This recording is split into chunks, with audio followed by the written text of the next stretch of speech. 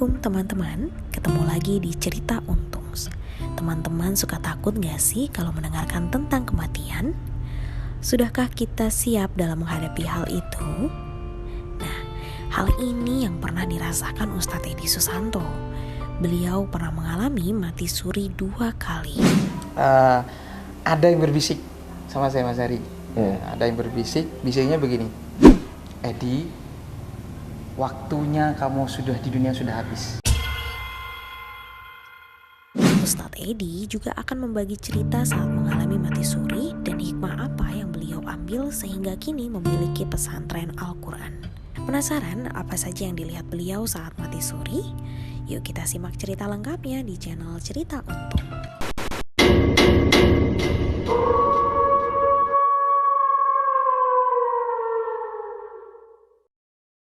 Assalamualaikum warahmatullahi wabarakatuh. Teman-teman semuanya, pernah nggak ngerasain meninggal?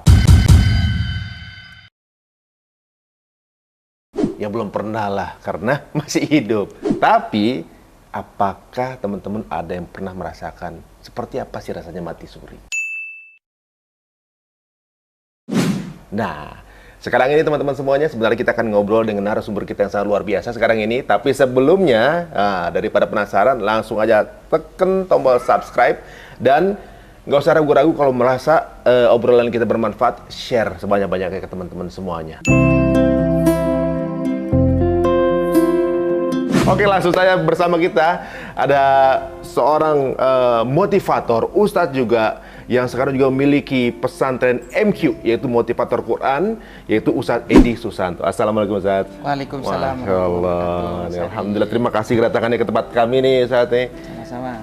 Lokasi tinggal di Ciampea, Bogor. Ciampea ya, Ciampea lumayan juga tuh perjalanan ke sini. Tapi beliau juga anak motor. Nah Ustadz, ini apa namanya? Dapat info.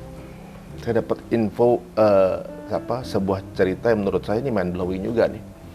Katanya, kalau nggak salahnya Ustadz ya, Ustadz sempat merasakan yang namanya mati suri.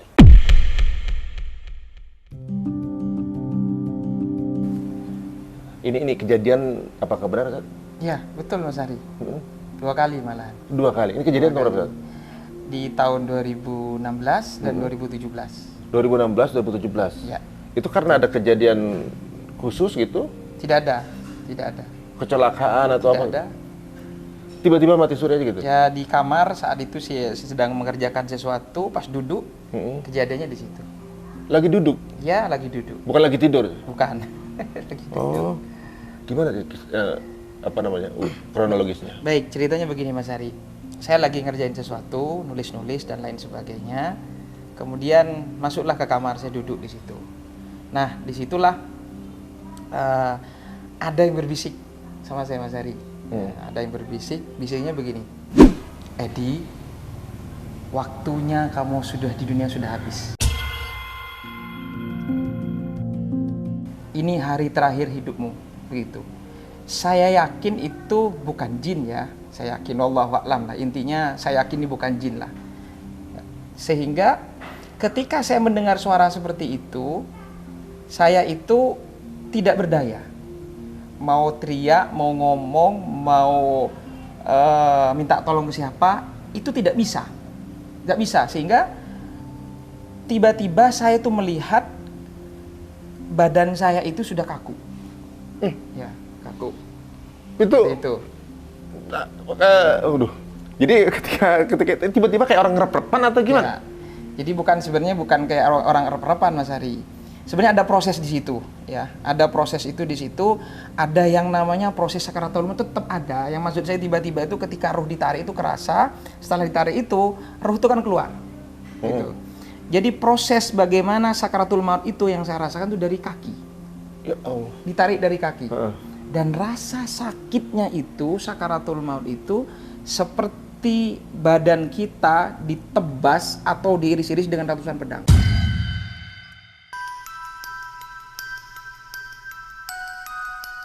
Ya Allah. Atau ini kan Idul Adha nih. Ya kita bayangin saja kambing itu dikulitin hidup-hidup. Allah. Ditarik semua kulitnya itu rasanya seperti itu. Atau kita seperti parut yang pakunya panjang-panjang ditancepin tubuh kita terus ditarik seperti itu. Itu rasa sakit. Dari kaki itu? Dari kaki. Itu dalam keadaan, Ustaz tuh ngerasain rasa sakitnya? Rasa sakit luar biasa Mas Ari. Ketakutan yang luar biasa. Dan ini juga nih penting. Kalau ingat itu ya Allah, mau bermaksiat sedikit pun tuh takut Mas Ari. Itu kayak kita ditunjukkan seperti proyektor layar lebar ya. Itu seakan-akan kita semua di proyektor itu melihat segala maksiat dosa yang pernah kita lakukan. Di bumi mana, di sudut mana, kapan kita bermaksiat, semua ditunjukin sama Allah. Di situ Mas Ari. Jadi kayak flashback semua tuh? Ya, flashback semua Mas Ari. Ingat semua dosa-dosa, malunya luar biasa. Apapun Allah tunjukkan di situ. Segala maksiat yang pernah kita lakukan, siapa yang kita sakiti, entah orang, entah keluarga, dengan lisan kita, dengan sikap kita, dan lain sebagainya. Ini penyesalannya yang luar biasa, yang menurut saya tak kalah sakit juga dari rasa sakit yang kita hari itu. Kemudian, nah ini benar dari hadis Rasulullah, ketika sudah nafas di tenggorokan, itu ingat semua harta kita. Ya, sampai supaya harta saya waktu itu dalam kondisi ya diuji dengan ekonomi. Sampai harta saya uang 1.000 pun di saku, di celana levis belakang pintu pun ingat. Seakan-akan saya tolong itu semua harta saya infakin untuk menebus dosa-dosa saya. Saya pingin harta saya yang tersisa itu semua pengen diinfakin untuk menebus dosa-dosa saya Mas Ari.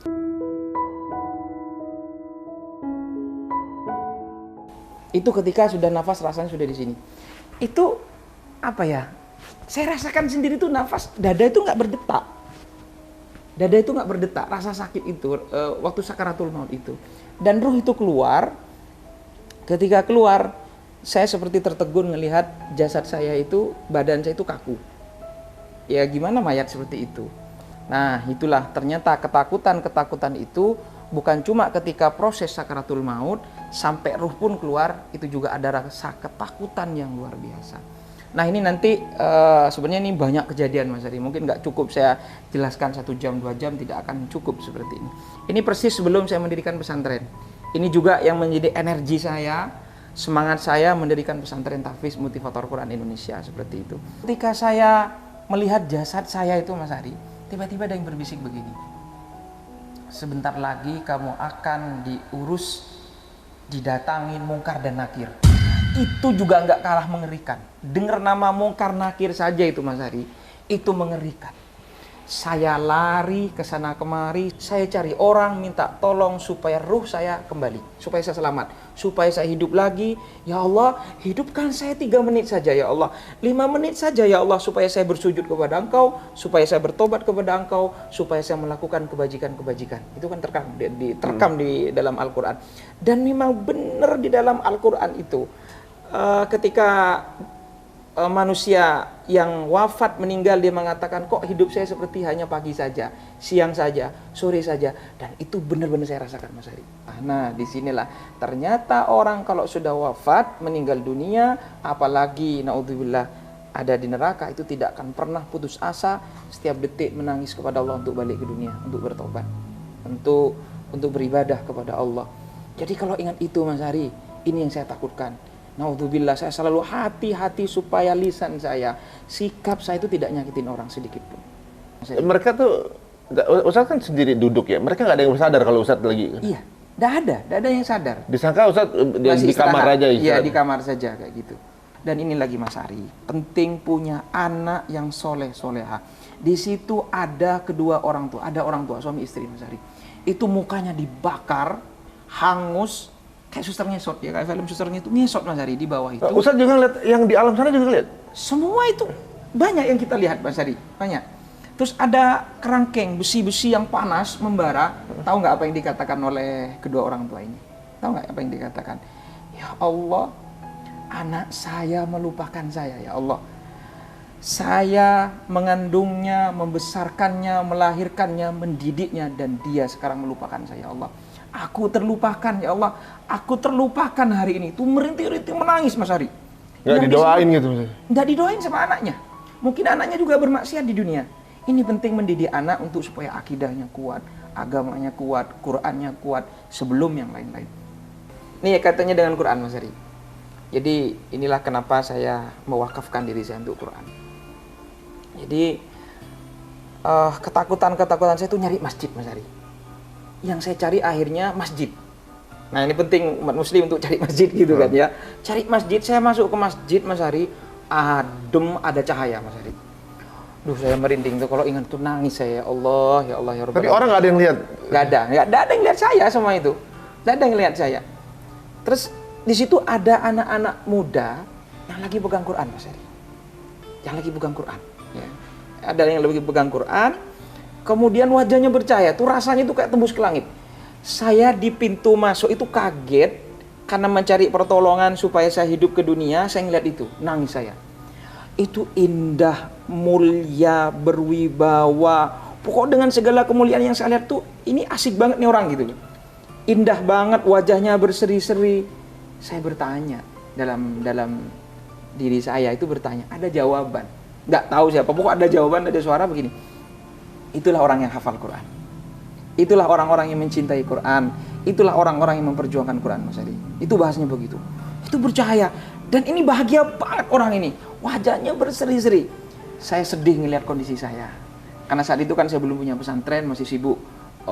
Inilah itulah ya dengan segala kesibukan dunia. Kegiatan gitu dulu, kan. dulu apa kegiatan? Saya waktu itu ngajar, ya, kerja, kemudian jualan lah waktu itu. Saya jualan kayak gitu. Sehingga memang cita-cita buat pesantren itu sudah dari kecil, cuma nggak terwujud. Cuma saya habis di dunia waktu itu ya? Ya, betul. Seperti itu. Nah, akhirnya saya pergi meratapi nasib saya. Sedih, meratapi nasib saya. Flashback, selama di dunia itu meratapi nasib saya, Mas Ari. Saya jalan, tapi yang diantara yang paling bercahaya itu adalah gurunya. Ada kiai, seorang kiai di tengah itu yang ngajarin Quran, itu yang paling bercahaya Mas Ari. Saya pergi ke mimbar, tempat imam sholat. Saya sambil nangis, saya berteriak Mas Ari di situ. Saya nangis, ya Allah, berkali-kali saya ngomong, ya Allah hidupkan saya walaupun 3 menit, hidupkan saya walaupun 5 menit. Kalau sebelumnya saya pingin taubat gitu, pingin beribadah sama Allah gitu. Tapi ini beda, saya mintanya sama Allah beda. Ya Allah, jika Engkau izinkan saya hidup di dunia 3 menit saja, 5 menit saja, saya ingin taubat, saya ingin zikir, saya ingin sedekah, saya ingin semua kebaikan-kebaikan saya sampaikan kepada Allah. Saya ingin hidup ya Allah, saya ingin balik ke dunia ya Allah. Baru saya terakhir ingat dalam diri saya, ya Allah, jika Engkau izinkan saya hidup ya Allah 3 menit saja, 5 menit saja ya Allah, izinkan saya hidup di dunia ini ya Allah. Saya akan perjuangkan Quran hingga akhir hayat saya, Allah. Saya akan berjuang untuk Quran. Saya akan wakafkan hidup saya untuk Quran, ya Allah. Itu doa saya sama Allah, Mas Ari. Ketika saya berteriak, nangis sama Allah, itu menjerit sama Allah, pokok pasrah total sama Allah. Saya sudah sampai lupa pada diri saya sendiri, sampai saya lupa siapa saya sampai lupa apa yang terjadi karena saya hanya hati saya, ya Allah minta hidupkan saya di dunia. Saya wakafkan hidup saya untuk Quran. Saya akan perjuangkan Quran sampai detak dan jantung saya yang terakhir, saya janji saya sama Allah. Tiba-tiba ruh itu balik Mas Ari. Saya itu kayak lagi tidur, langsung bernyawa lagi. Saya bernafas, saya gemetar berjam-jam gitu, ketakutan ngalamin itu Mas Ari. Setelah itu, tidak lama dari situ, disitulah saya nekat keluar dari pekerjaan Mas Ari. Saya punya uang 500.000. Saya punya uang 500.000. Ini ada istri. Saya angkat uang saya itu, ya Allah, jika Kau ridho, Bismillah, saya akan mulai pesantren tahfiz dengan modal 500.000. Saya ngontrak di Depok, di daerah Cinere Mas Ari. Ya, satu rumah di situ awal-awal. Saya cari anak-anak yang tidak mampu, yang miskin, yang yatim, saya gratisin semua. Masalah gimana pun, saya kerja saat itu jualan nasi saat itu. Jadi saya tuh dari jam 3 udah masak Mas Ari. Jadi saya nyimak setoran santri itu dia di depan wajan sama istri, saya sendiri yang masak itu. Jadi santri itu sambil ngaji di depan kompor gitu. Setoran Qur'annya di depan kompor seperti itu. Maka santri-santri angkatan pertama ini jadi pengurus sekarang. Jadi pengurus, jadi pembina, jadi direkturnya di Motivator Quran seperti itu Mas Ari. Nah Ustadz, waktu Ustadz mulai bikin yang rumah tahfiz itu tahun berapa? Saya yang pertama itu mulai buat yayasan itu 2017. 17 tahun setelah itu ya? Iya. Yang aktif, benar-benar aktif itu sebenarnya pesantren kami 2018. 2018. Kejadian itu 2016 ya. Itu kejadian berapa lama Ustadz waktu kejadian itu? Saya mungkin seharian itu Mas Ari. Karena sudah nggak ingat apa-apa, yang ada tuh rasa takut aja Mas Ari. Tubuh manusia sebenarnya diciptakan standar jujur oleh Allah. Tubuh manusia sebenarnya diciptakan standar ikhlas, standar yang baik. Maka orang yang nggak jujur, orang yang nggak ikhlas, orang yang bermaksiat, pasti itu perang batin. Ada kekacauan energi dalam dirinya Mas Ari. Maka dia tidak akan menemukan ketenangan gitu. Iya. Nah, ini panjang sebenarnya kalau bahas ini. Wah, menarik juga tuh. Nanti kalau bisa kita kulik juga tuh. Tapi menariknya bahwa ya benar juga ya, kalau koruptor itu nggak tenang karena dia bagaimana caranya untuk nutupin aibnya Iya, itu, betul. biar buktinya nggak ketahuan gitu. Dapat duit sih iya, tapi hidup nggak tenang kan gitu kan. tenang, betul. Kayak orang habis nyuri gitu, ada polisi dikit kabur gitu kan, berasa kayak ngejar dia gitu, hidup nggak tenang. Ketika kita ada di alam setengah, maka kita begitu mudah dipermainkan oleh setan.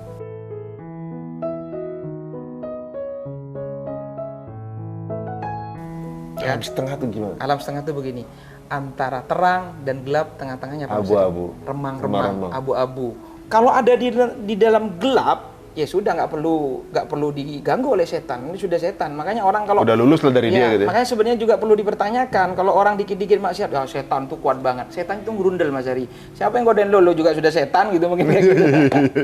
Antara Gua repot pada kerjaan lain, lu juga udah setan gitu. Antara laut dan darat, tengah-tengahnya itu pantai. Jadi pantai itu kan banyak maksiat.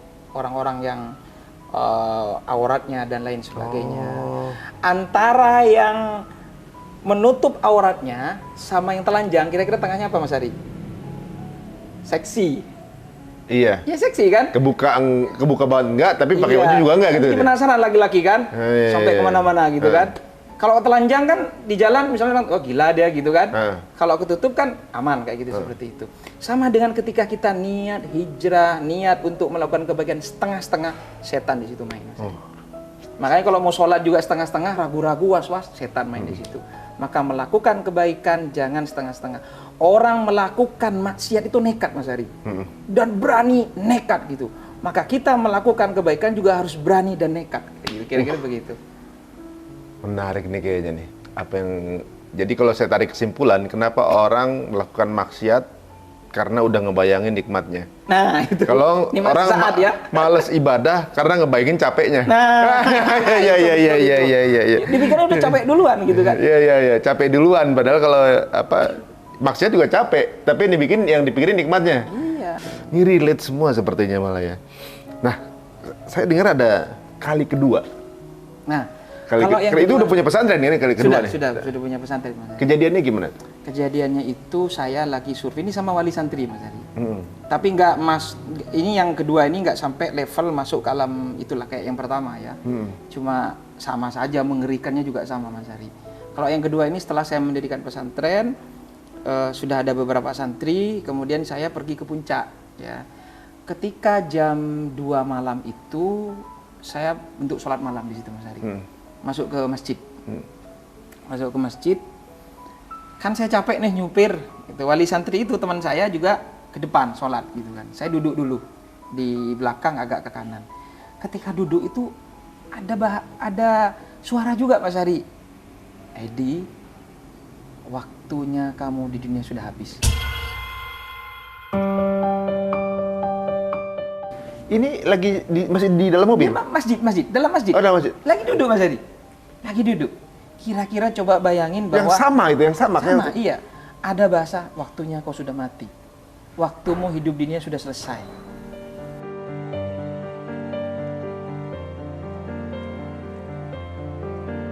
Maka tubuh saya itu perlahan jatuh ke sebelah kanan Mas Ari. Dan tatapan saya kosong melihat wali santri itu, saya pengen teriak, "Pak, tolong saya, bangunkan saya," gitu. Itu nggak bisa.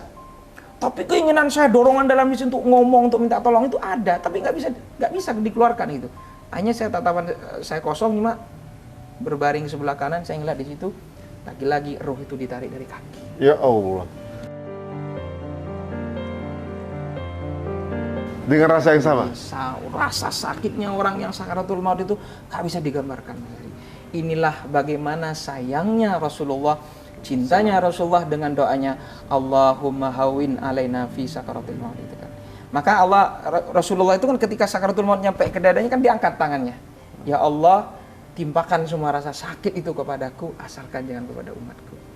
Jadi sebenarnya sakaratul maut itu jauh lebih berkurang karena doanya Rasulullah. Ini bukti cintanya Rasulullah kepada umatnya. Walaupun sudah dikasih diskon aja masih segitu. Masih diskon seperti itu, gitu kan. Satu salah gini, kalau orang meninggal, misalnya kecelakaan, tak langsung meninggal. Itu proses rasa itu juga tetap ada. Sama Mas Ari, proses sakaratul maut itu sama, kecelakaan, pesawat, ditembak atau apapun itu sama itu semua Mas Ari. Bukan perkara fisik ya itu Bukan ya? karena fisik, bukan pas tiba-tiba keluar ruhnya, enggak.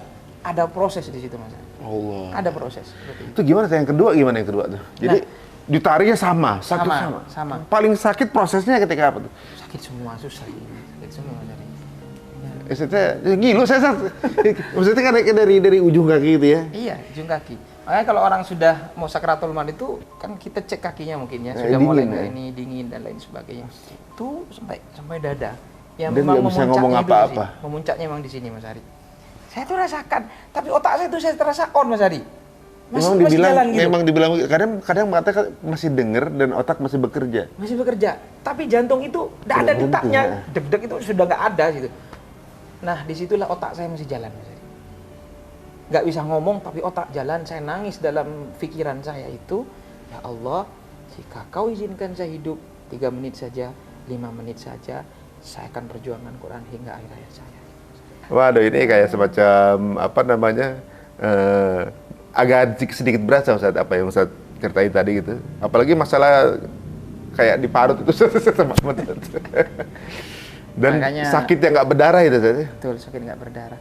Maka orang kalau melakukan maksiat itu sebenarnya nekat Mas Ari. Kalau ingat kejadian itu, nekat bener mereka ini. Saya mungkin selama ini, ya mungkin dia, makanya Allah tuh ngerti hambanya memang kadang berat di situ, ujiannya hawa nafsu dan lain sebagainya. Maka Allah selalu menunggu tobat kita kan kayak gitu. Masya Allah, mudah-mudahan kita diwafatkan dalam keadaan telah bertobat ya teman-teman semuanya ini, Masya Amin. Allah. Amin. Tapi kalau dalam Islam, mati suri itu ada nggak sih?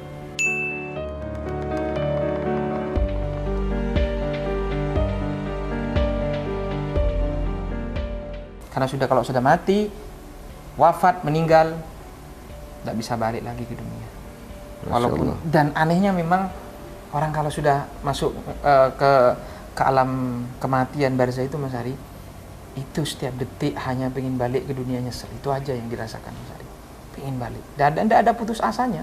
Pokoknya minta hidup, ya Allah hidupkan saya, hidupkan saya, hidupkan. Itu aja yang muncul, yang disampaikan orang-orang yang sakaratul maut atau orang-orang yang sudah meninggal dunia itu Mas Ari. Bahkan Ustaz sendiri juga begitu kemarin ya? Ya, gitu Mas Ari. Tidak ada orang putus asa itu untuk minta hidup dunia itu, nggak ada yang sudah meninggal itu Mas Ari. Semua minta untuk dihidupkan kembali. Di sana ada perasaan capek nggak sih? Nggak ada Mas Ari. Nggak ada. Lari capek itu nggak Lari ada? ke sana kemari, saya keliling ke sana kemari, cari orang yang bisa bantu saya supaya saya hidup lagi di muka bumi ini. Gitu ya. Jadi ketika hidup ini kayak semacam membayar janji. Nanti gimana ya Ustaz? Bagaimana menjaga kekonsistensian gitu? Apa kemudian di-relate diingat terus masa itu gitu untuk? Ya, salah satu caranya. Lagi-lagi mindset sih memang Mas Ari. Ingat ya.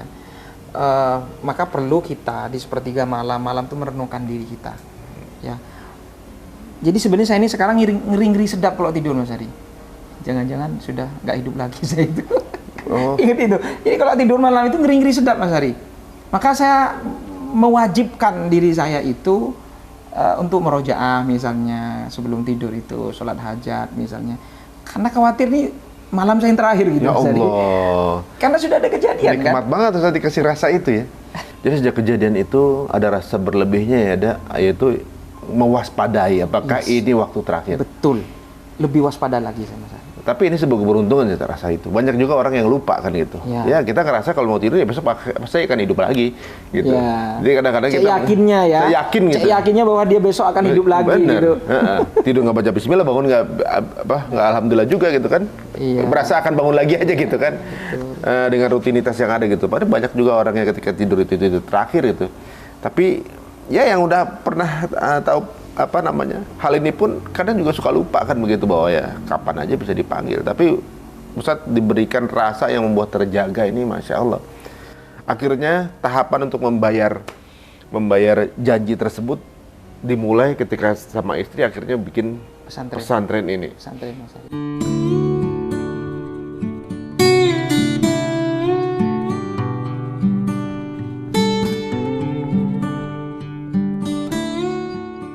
pesantrennya ini dikhususkan untuk anak-anak gratis gitu. Ada yang gratis, ada yang berbayar. Kalau mampu bayar. Kalau duafa yatim gratis gitu. Seperti itu Mas Ari. Dan Di mana, alhamdulillah ada yang di Bogor, yang di Bogor ini yang berbayar ya, tapi juga ada yang beasiswa. Di Bogor ada 2 Mas Ari. Kemudian ada di Sumatera Barat, ada di Tanjung Pinang, ada di Jawa Timur. Semua ada 8. Ada 8, Masya Allah. Sisanya itu gratis sudah. Yang di Bogor ini yang berbayar, sisanya itu gratis Mas Ari. Dari 2017 sampai saat ini sudah ada sampai 8. Ya, Nah, sudah ada 8 pesantren. ketika hal kejadian tersebut ada dan Ustadz berjanji untuk berjuang di Quran gitu kan, setahun berikutnya kemudian Ustadz sudah membuat rumah tahfidz. Berarti kan Ustadz saat itu memang sudah jadi penghafal Quran atau kemudian setelah itu baru proses kemudian jadi menghafal Quran? Memang saya sudah ngafal sebelumnya. Oh, Masya Allah. Di pesantren dan di kampus PT IKI. Sebenarnya saya pingin buat pesantren, pingin ngabdi di masyarakat itu sudah ada Mas Ari. Cuma kan ragu-ragu. Otak kiri kan kebanyakan mikir gitu kan. Akhirnya dikasih tunjuk saya itu sama Allah, udah nekat sudah. Ya, nekat bener kayak gitu. Sebenarnya di Bogor ini baru 1 tahunan Mas Ari. Sebelumnya saya 3 tahun tuh ngontrak di Cinere. Kan ada beberapa hal, kita sudah ada 200 santri, ada 18 rumah yang kita kontrak gitu Mas Ari. Kita diusir Mas Ari. Kita dikasih waktu cuma berapa hari pindahan ke Bogor itu. Di Bogor pun kita belum punya apa-apa Mas Ari. Ya. Akhirnya kita ngontrak juga, 3 bulan kita bangun gedung. Ya aset-aset saya semua jual semua Mas Ari. Harley, Alphard, semua kita nggak punya apa-apa sampai sekarang. Sampai sekarang saya nggak punya rumah. Ya. Tapi saya bersyukur, alhamdulillah ada memperjuangkan Quran, santri dan lain sebagainya, sangat bersyukur sekali. Kemudian juga ini mungkin salah satu bagian kecil yang saya janjikan sama Allah ketika saya hidup untuk memperjuangkan Quran.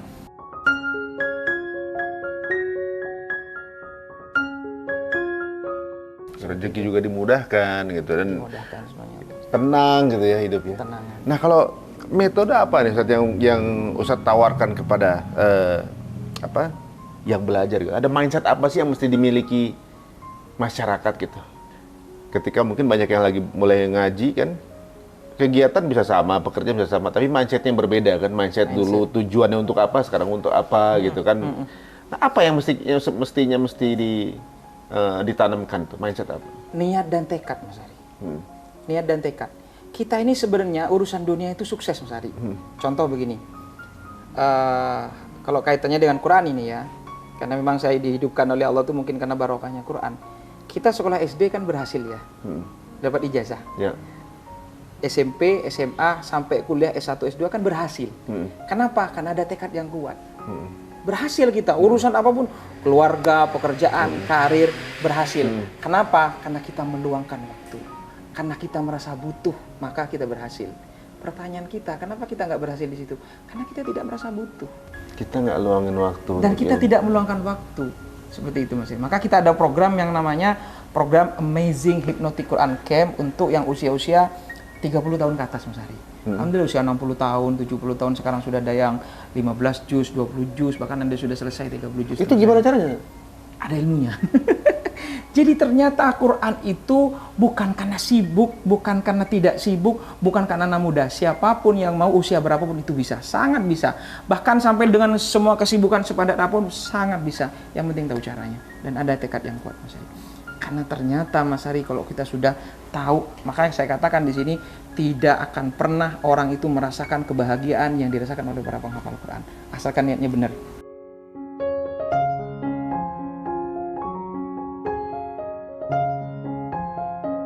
Kemampuan otak manusia itu dahsyat. Mas Ari itu punya peluang dan potensi besar untuk ngafal. Contoh begini, Mas Ari 5 hari yang lalu pakai baju apa? 5 hari yang lalu? 5 hari yang lalu pakai baju apa Mas Ari? Oblong kayaknya saya kalau kemarin. Kalau kayaknya itu ragu berarti. 7 hari yang lalu pakai baju apa? Saya lihat di Instagram dulu kalau gitu ya. Lupa ya 7 hari yang lalu. Sekarang Mas Ari nikah sudah berapa tahun yang lalu? Udah 15. Sudah 15 tahun yang lalu ya. Waktu akad ingat nggak pakai baju apa? Ya tahu dong pakai. Apa? Coba sebutin. Ya pakai baju koko. Koko waktu resepsi ingat pakai Pakai baju baju apa? adat. Pakai aja. Warnanya ingat? Yang di mana nih? Di Palembang apa di Jakarta? Di Jakarta deh. Ah, gitu kan? Jakarta, hitam. 15 tahun yang lalu Mas Ari ingat banget. Kenapa 7 hari yang lalu bisa lupa? pertanyaan besar dalam diri kita. Ternyata kemampuan otak kita mampu merekam dengan waktu yang jangka lama, long term memory, masuk otak kanan. Kenapa kita ingat 15 tahun yang lalu? Karena kita butuh, karena spesial, karena istimewa, karena penting, karena menyenangkan dan lain sebagainya. Kenapa kita nggak ngafal Quran? Kenapa kita lupa ngafal satu ayat sampai lupa? Karena dalam diri kita, alam bawah sadar kita mengatakan seakan-akan kita nggak butuh Quran. Quran nggak spesial, Quran nggak istimewa, Quran nggak penting.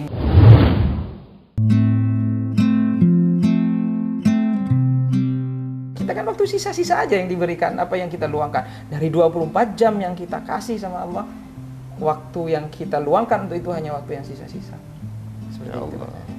Makanya kita selalu perlu introspeksi diri, merenungkan diri seperti itu. Kayaknya nih banyak tertampar juga nih kita nih kayaknya nih. Memang kayaknya terlalu sibuk sesuatu untuk yang kita nggak kita bawa padahal ya.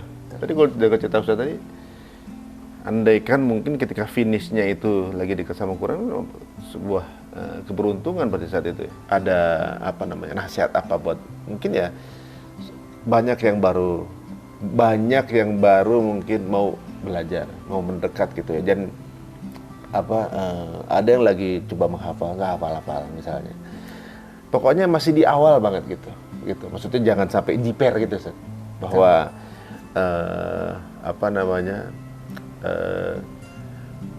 kita satu langkah aja kita mendekat dengan Allah, tentunya juga kan pasti rahmat Allah itu kan dekat gitu. Betul. Niat dan tekad, Mas Ari. Sebenarnya banyak, tapi pada intinya niat dan tekad dan mindset, Mas Ari. Ya. Karena kalau sudah niat tekad, ya makanya tadi kalau nyambung keikhlasannya karena Allah, ikhlaskan semuanya karena Allah, maka nanti energi kita akan menyatu dengan energi ketuhanan. Nanti yang bergerak energinya Allah itu. Nanti Allah kasih petunjuk, Allah kasih jalan keluar. Kalau memang tekad kita sudah kuat, Mas Adi. Kalau saya dulu begitu, ketika niat berubah, saya mindsetnya begini. Orang lo bermaksiat itu gila-gilaan, Mas Adi. Nekat ngeluarin biaya sekian dan berani banget gitu. Walaupun nyawa taruhannya, misalnya orang ngerampok, mencuri itu kan nyawa taruhannya. Tapi mereka nekat dan mereka berhasil loh, Mas Ari. Sukses loh mereka. Kebanyakan sukses kan? Orang koruptor tuh nyuri uang negara itu, ya, itu nekat itu. Istiqomah gitu ya. Istiqomah dan berhasil kan? Nah kita ya termasuk orang-orang yang berzina itu nekat sebenarnya. Dan maksiat-maksiat yang laki itu nekat sebenarnya. Kenapa kita kalau sudah niat untuk hijrah, niat ke yang lebih baik, sudah nekat bismillah. Tapi memang di situ kadang di awal itu ada dalam setengahnya, Mas Ari. Ini juga jadi pedoman bahwa Allah pasti memberikan kabar bahagia. Pasti ini Allah mengatakan, Allah kan nggak mungkin bohong, Mas Ari. Tinggal keyakinan kita. Keyakinan kita itu memang bertingkat-tingkat, Mas Ari. Maka perlu dilatih gitu kan. Di surat Al-Isra halaman 283 itu ayat kedua dari atas paling kanan juz ke-15 itu Allah mengatakan Bismillahirrahmanirrahim, inna hadzal qur'ana yahdi lillati hiya aqwam wa yubasysyirul mu'minina alladziina ya'maluna sholihati anna lahum ajran kabira. Sesungguhnya Al-Qur'an itu petunjuk. Berarti supaya kita nggak sesat. Allah memberikan Quran supaya kita nggak jalan sesat. Ini pembicaraan kita jadi tebel daging nih ya teman-teman ya. Berawal dari ngomongin mati suri, ternyata banyak hikmah yang bisa kita dapatkan dan juga ilmu yang luar biasa bermanfaat. Jadi bikin gatal mau ikutan kelasnya kan kalau gitu. Cuma saya penasaran itu bagaimana bisa menghafal dengan cara apa tadi? Hipnotik Quran. Hipnotik Quran. Itu bukan hipnotis kayak uya-kuya ya Mas Ari. Hipnotis tidur. Oh, tiba-tiba tabarakalladzi gitu. Saya juga mau kayak gitu Mas Ari. Iya. Tapi itu lebih kepada bagaimana kita menghafal itu karena cinta kita sama Allah. Kenapa saya katakan orang hafal Quran itu banyak stres. Santri-santri di pesantren banyak stres. Kalau ngafal Quran di pesantren tahfiz stres nggak betah, pasti ada yang salah. Orang ngafal Quran itu pasti bahagia, pasti happy, pasti nyaman. Maka dari konsep hipnotik Quran dulu itu yang kita konsep adalah bagaimana kita ngafal Quran itu butuh banget, menikmati. Sampai ketika kita programkan di level 2 dan level 3-nya itu belum ngafal aja, kalau perlu baru pegang Quran itu harus sudah nangis Mas Ari. Karena rindu dan cintanya kepada Allah. Jadi ngafal bukan pengen jadi hafidh.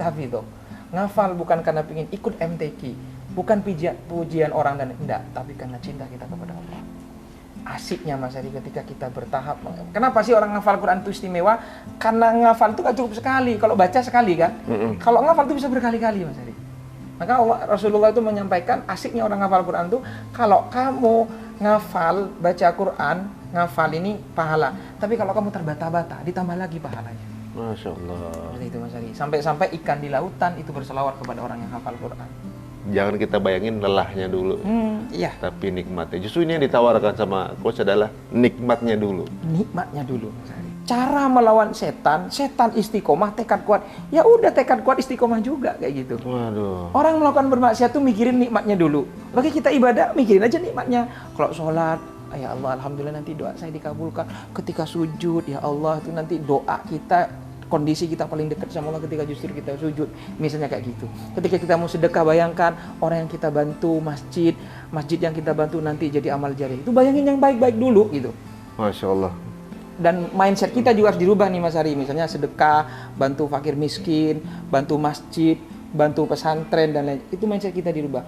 Bukan mereka yang butuh kita yang butuh mereka. Tapi kesimpulannya bahwa tadi Ustadz sudah memberikan kepada kita bahwa kadang-kadang orang melakukan maksiat itu bisa nekat. Karena terbayang nikmatnya. Nah. Orang ibadah itu bisa males karena terbayang capeknya. Tapi kalau kita pikir ya, orang maksiat ngelakuinnya sekali, dosanya terus. Orang ibadah capeknya sekali, pahalanya terus. Benar Ustaz? Iya, setuju. Oh, Masya Allah. Setuju. Ini saya putri-putri dari Ustadz ini banyak lekukan-lekukan tersembunyi yang tentunya juga kalau mau tahu langsung aja IG-nya apa Ustaz? Coach Ustadz Edi. Waduh, Masya Allah. Langsung aja di follow. YouTube-nya Ustaz? Saya nggak main di YouTube. Nanti Paling teman-teman- motivator Quran aja.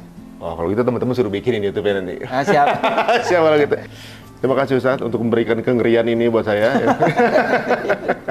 Tapi memberikan alasan untuk kita lebih takut sama Allah. Kadang memang manusia perlu di shock terapi. Benar Ustaz. Ya. Nanti diinfokan saja kapan ada kelas-kelas itu Ustaz. Siap. Terima kasih Ustaz waktunya, mudah-mudahan berkenan. Mohon maaf jika ada kesalahan. Teman-teman semuanya, terima kasih untuk menyaksikan acara ini. Jangan lupa untuk di-subscribe ya, dan juga follow Ustaz juga. Dan jika terasa ini bermanfaat, silahkan di-cut, di-reshare lagi kepada teman-teman semuanya supaya menjadi manfaat buat yang lainnya. Saya tutup dengan assalamualaikum warahmatullahi wabarakatuh.